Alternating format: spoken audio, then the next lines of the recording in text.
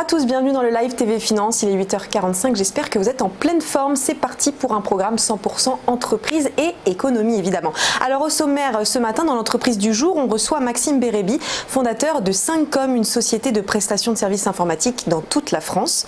Puis on suivra l'ouverture de la Bourse de Paris à 9h en compagnie d'Éric Seban, trader et coach chez Perceval Finance. Les market movers seront décryptés par Dorian Abadi, formateur en analyse technique.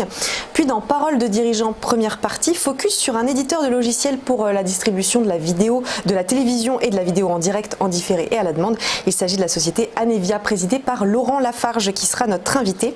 Et enfin, Joël Oriot, directeur de Cléo Conseil, viendra nous présenter son cabinet de conseil légal en économie opérationnelle. Mais avant, les actualités de ces dernières heures. Et d'ailleurs, l'heure est-elle à l'apaisement entre Washington et Pékin, qui ont envoyé hier des signes de détente. Le président Trump a affirmé dans un tweet avoir eu une très bonne conversation téléphonique avec son homologue chinois Xi Jinping et qu'une longue rencontre aura lieu la semaine prochaine lors du G20 au Japon.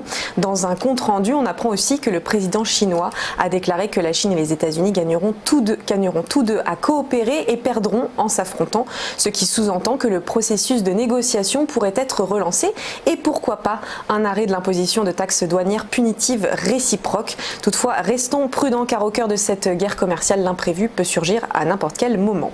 Alors que Mario Draghi, le président de la Banque Centrale Européenne, a annoncé hier une possible nouvelle vague de mesures accommodantes si les perspectives économiques et d'inflation ne s'amélioraient pas, le taux français à 10 ans est passé pour la première fois de son histoire sous 0%. Les investisseurs, inquiets du contexte économique, notamment sur fond de guerre commerciale, se précipitent donc sur les actifs sûrs, une précipitation renforcée par un tweet de Donald Trump menaçant l'Europe de rétorsion si l'euro baissait trop face au dollar. Il faut dire que la détente des taux d'emprunt des États à travers le monde est accentuée par la guerre entre les deux puissances depuis des mois. Enfin, la surprise du salon du Bourget vient de Boeing qui a annoncé hier une intention de commande géante de 200 appareils 737 MAX. C'est ce modèle qui a pourtant fait du tort au groupe après les 2 crashs aériens en Indonésie et en Éthiopie. L'avion cloué au sol depuis mars va donc pouvoir repartir dans les airs grâce à cette commande de plus de 24 milliards de dollars provenant du groupe IAG qui détient entre autres British Airways, Vueling ou encore Iberia. Les premières livraisons d'appareils sont prévues en 2023. Cela permettra donc à Boeing de surmonter la crise qu'il traverse depuis plusieurs mois. Petit point sur la bourse maintenant avec le CAC 40 au plus haut depuis le 3 mai dernier puisqu'il a clôturé hier en hausse de plus 2,21% à 5509,73 points. Et à l'international aussi, la tendance était haussière.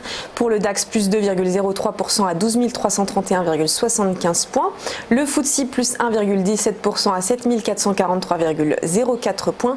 Ou encore le Nasdaq, plus 1,39% à 7 953,88 points. A tout de suite pour notre première interview.